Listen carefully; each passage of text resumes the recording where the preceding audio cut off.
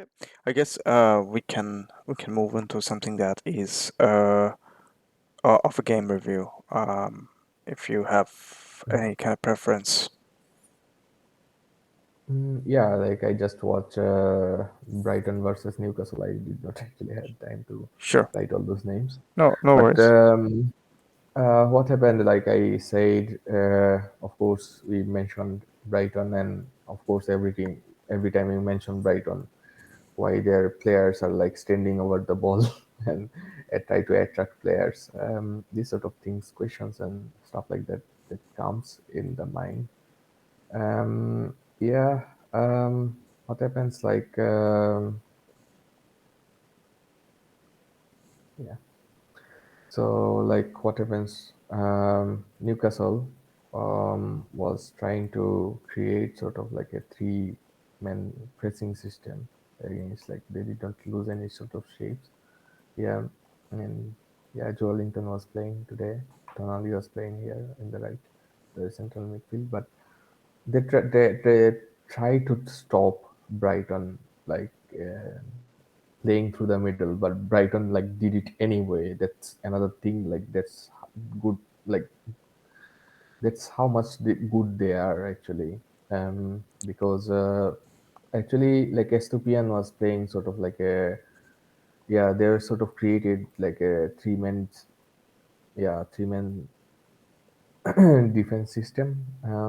Like yeah, right backs normally tucked in a little bit, and goalkeeper was here, and he's basically distributing the ball and luring the pressure. And the press today from Newcastle is horrible actually. They were pressing really good in the right side today, because Trippier pushed up, and I think yeah, Mitoma did not have a good day today. Like he made all those like how can I say, compared to his standard actually, he was running past Trippier, yeah, too many times. But what happened, like Estupian did not also, like in the beginning, he was losing a lot of balls in this like full space, left side is full space, and they had to cover all the ground, but nobody was there to make those runs. And Tonali sometimes like made those like crosses, but it was towards nothing, especially also like Almirian made those cutbacks, nobody was there. So it was a disjointed pressing, and it was sort of like a, it felt like only a matter of time. Like um, Brighton will score. They scored at the end of first half. And another thing is that like Ferguson dropped back a little bit when they're having position. Mitoma was like, hanging this line, and sometimes he like yeah, whoever tracking him, he just moved past, and sometimes like he's like still playing free flowing football, but he did not have like a clear, how can I say, uh, truth.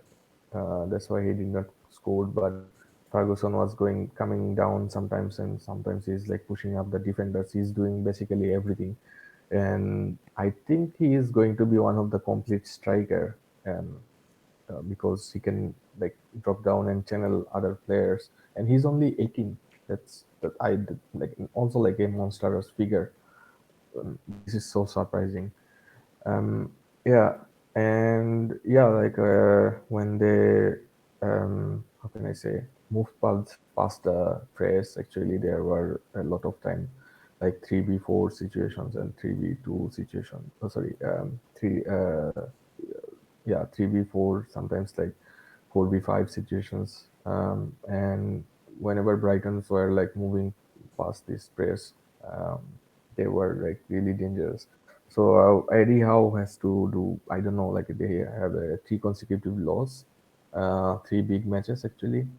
So he need to find a way to press, or but like not like last seasons. They are, how can I say, they're they're not that fast. And another thing is that like they cannot waste any time, which was like basically their one of their reasons for Strategies. their success. Yeah. Yeah, like dark arts. they could not do those starters. So yeah, they need to find a way to, how can I say, stop. But what I noticed today, Brighton was taking a lot of quick, how can I say, quick free kicks. When they were actually stopped in the counter, they took a quick free kick. I think the second goal came from this one of those quick free kicks.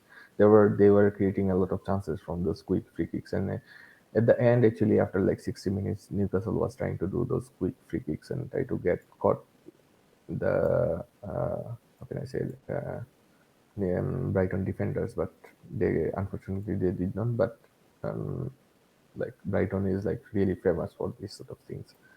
Yeah, so basically they did actually, like they played from the back, and sometimes like they go around because uh, as you can see, like Newcastle was pushing up a little bit, and center backs are a little bit tucked in, not like a completely like in the midfield. But what they did actually, they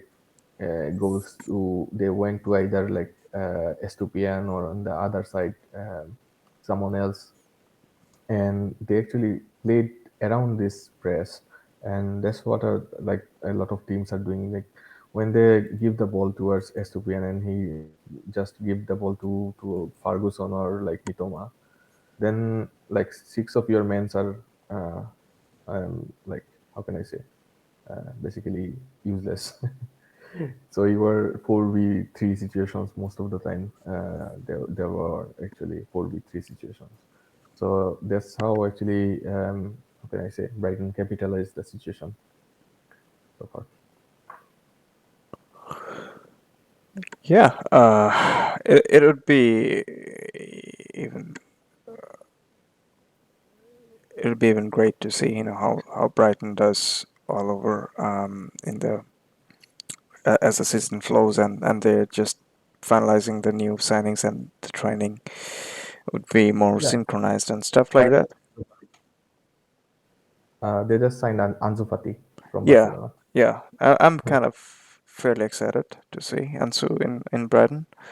Um, but yeah, that's And they just signed Milner, and Adam Lallana is still there, so they have like experiences and to play. I don't know, like they don't really need a number 10, but there were a lot of players, especially their attacking players like Marsh, how he's like moving, especially on the right side. Um, yeah, right side was a little bit worrisome for the last season at the end of it actually. But right now, Marsh is probably in his best form. mhm. Um, Ferguson today he scored an hat trick. Basically, like I said, he's going to be a complete player Yeah, next season. I know clubs are coming for, like if they're selling midfielders in 100 million, sorry, 100 million, then I don't know, they will ask for 150 at least for Ferguson. yeah. Um, Yeah, that another thing. Um, yeah, go ahead. no, no, sorry. I said that club does know how to um, scout talent, and Yeah. make an improvement out of it. Actually, they have like a chain of players in every position. Like it's sort of like a chain of command. One player is going, then the next one is coming in from the line. They know, like this, even like those young players who are sending out in different clubs for loans. For example, as a right back, they know that like they are behind like two, three players, and when one of them are sold, they're coming back in the next season, and they will either start from the bench or take the place by storm or something like that. Then that's like really exciting for new players, and I think Fatih, I like possess that because of that. Also, like he has a talk with Deserbi, Yep. so yeah, it's one of the probably when he yeah, I think he scored. He was the youngest scorer from Spanish national team before Gavi. Um, yeah, also for Barcelona, I guess. Yeah. Um, yeah, I don't have anything else. I mean, feel free to, if you really want to talk about something else as well. Not really, but Yeah, what I don't want is to be getting it longer because we don't have much time to edit and upload as soon as possible. yeah, true. Yeah, I don't actually don't have anything else so far. I have something, but it's not that enough to uh, say in the episode. Okay, fair enough. On that case, then we can wrap it up. So the viewers, whoever is watching, please feel free to give us a bit of feedback that, as we are saying, that how you feel that we kind of ending up in a format that looks like a lot of brief sized compared to what we used to do. But I think that's the best way to move forward. But are you liking it? That's what I'm intending to say. And if you want to see something very specific, please let us know. Anything from you, Shita? Not really. Okay. Okay, in that case, thank you for watching. We'll be back in next week, hopefully.